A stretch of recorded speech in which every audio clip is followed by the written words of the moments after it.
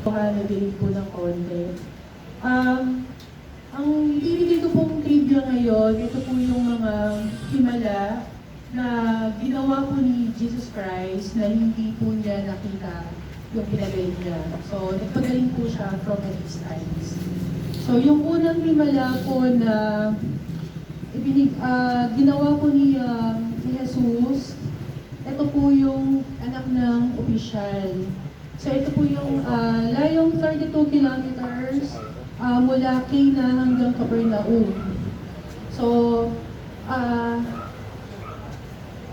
tiyak na oras ng pagdaling, kapito ng oras, 1 p.m. Tumpak na sandali nang sabihin ni Jesus, mabubuhay ang iyong anak.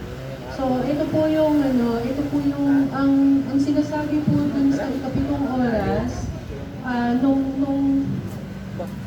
nung panahon po ni Jesus, ang pang-ikapitong oras po ay yung alauna ng hapon. So, nag-uumpisa po yung unang oras, yun po yung ika-anim na oras, yun po yung pagbukang liwayway. Yun po yung oras nung time po niya ng ating Panginoong Jesucristo. Then, ang Ama at ang buong sambayan natin naniwala matapos makumpirma ang tumpak na oras ng himala ng pananampalataya. So, ayun nga po yung sinabi ko na ikapitong oras, traditional na pagbilang ng oras. Noong sinaunang panahon ng mga Hudyo, ang ikapito ng oras ay tumutukoy sa ganap na alauna ng hapon. Simula sa pagsikat ng araw, ito po yung buhang liwayway na itinatala bilang unang oras, yun po yung 6 a.m. So, dito po kasi pinapakita na, kumbaga parang hindi po hadlang kung gaano kalayo yung lugar, basta yung pananampalataya mo, nandun po. Tapos,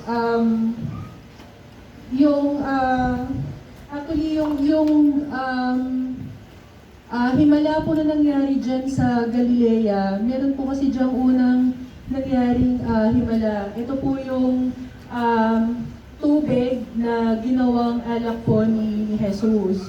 So yung pangalawa po, ito po yung centurion, or yung po anak ng official na pinagaling po ni Jesus Christ. Ito po yung mga pinagaling niya na hindi niya po nakita, na sinabihan lang po niya yung official na tawag dito yung pagagalingin po niya. Tapos, yung pangalawang himala po, yung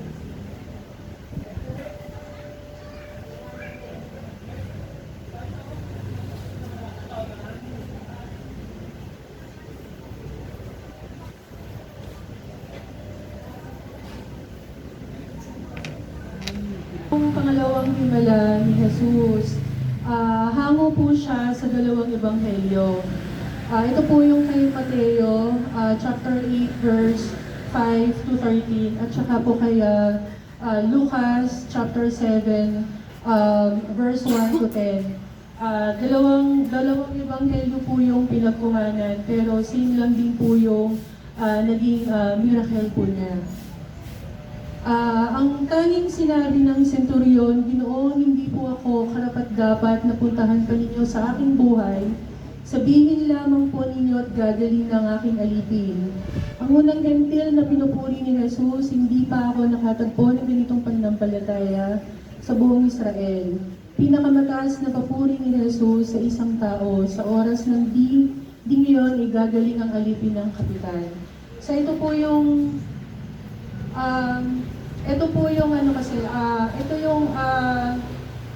centurion na may mataas na katungkulan.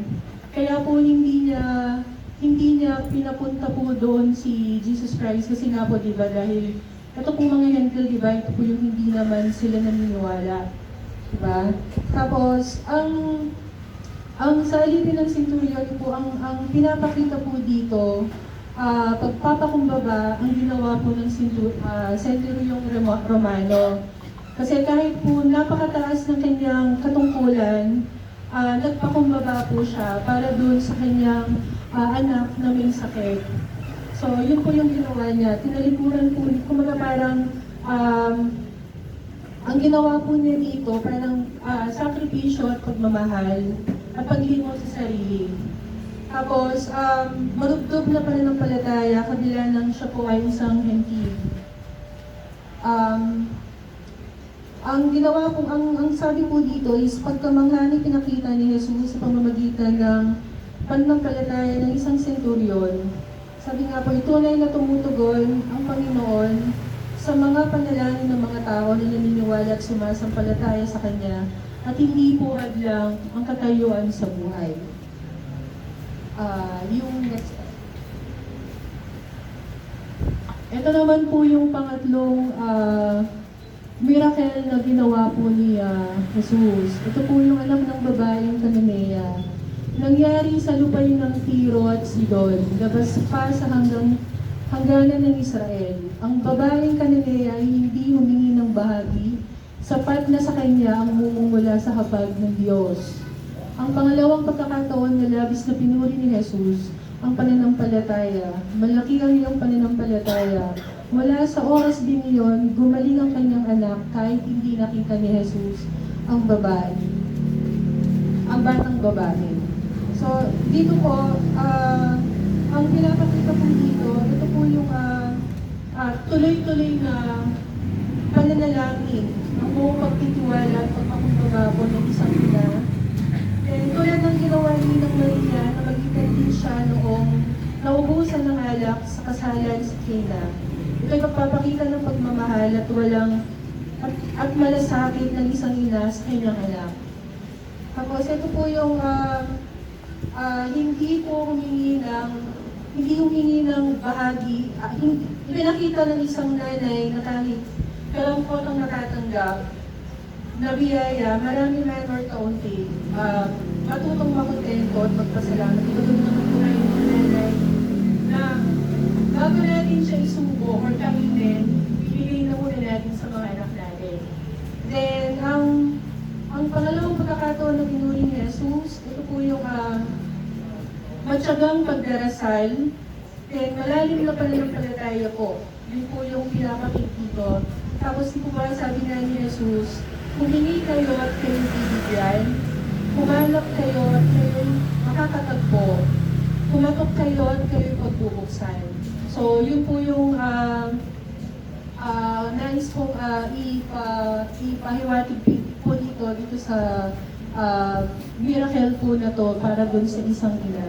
So lahat po gagawin para gumaling yung anak. So ito. Ito naman po yung aral sa tatlong himala. Sapat ang salita ng Diyos sa pagpapagaling. Hindi hadlang ang layo, lahi o katayuan sa buhay. So lagi pong nandun yung pagpapakumbaba. Pagtanggap sa sariling kalagayan, paglimot sa katayuan sa buhay. Di po ba yun yung pinakita ng mga centurion, yung centurion Romano, tsaka yung isa po. Then, pag-alala sa kapakanan ng iba, makontento ko nung meron tayo, pananampalataya, paniniwala nila na magagawa ang lahat ni Jesus. Naniniwala kahit hindi pa nakita ang resulta, lahat ay tunay.